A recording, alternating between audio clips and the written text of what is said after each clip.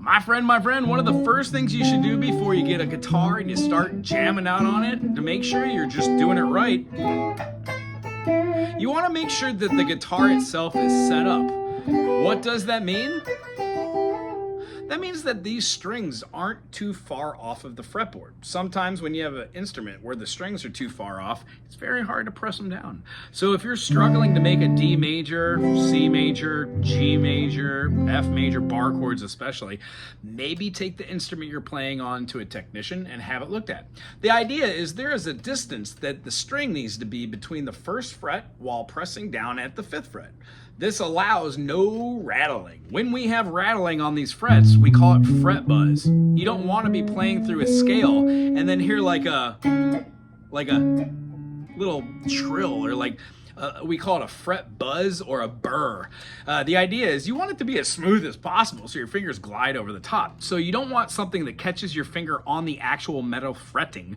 So you take that to a professional to make sure that they're all level and that they can be tapped down if need be. They warm it up, get the glue, pry them out, shave it down, sand the whole thing, put a new fret in, clip it off, burr it out. It's a really cool process. And if you're interested in this, try and be an apprentice at any music store. I'm sure if they have time and the willingness, they will train you to do what it is, because it takes a little bit of patience.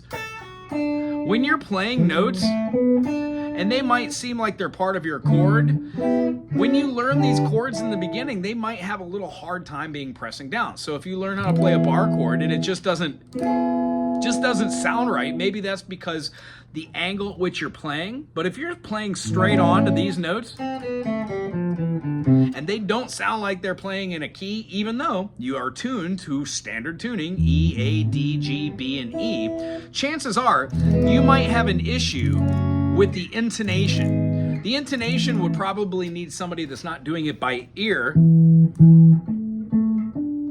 but rather a strobe tuner or a precise spectrometer tuner.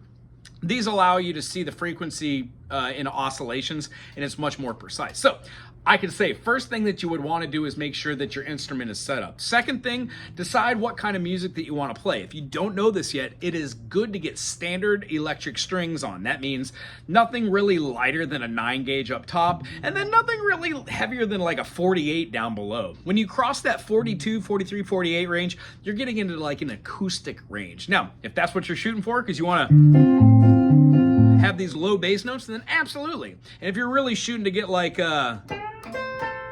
some cool bends, you might want to go with lighter strings. It might give you the ability to play different types of ideas. So having said that, try out a bunch of different strings in the beginning, but you got to make sure that the instrument is set up. The next thing you might want to check, because you don't really know how all this stuff works, is how your pods sound. If you don't hear, chances are your pods are clean and nice. You can also take a little duster and go over the top of your pod on the inside, but 9 times out of 10 you're going to need it and replace that pod, and or take it out, clean the pod yourself, and put it back in. Again, these are all valid things to learn how to do yourself, but I would suggest hiring somebody to show you how to do it so you could replicate it. Next thing is when you switch between your different pickups, a lot of people don't know what the toggle switches do. On most instruments, you will have volume and tone. Tone taking the higher end to the low end and making it a little bit between the two, so you have the high pickup over here depending on where your toggle switch is. And then if your toggle switch is in the middle and you have 2 pickups, it'll pick up both. If you have it just to the front, it'll pick up the front pickup. Just the back, it'll pick up just the back pickup. Therefore, in the middle and then tone halfway is a really nice way to get a nice full sounding chord on your electric. Also, if you're trying not to make too much noise, you can pull down your volume, and a lot to be said about doing something like a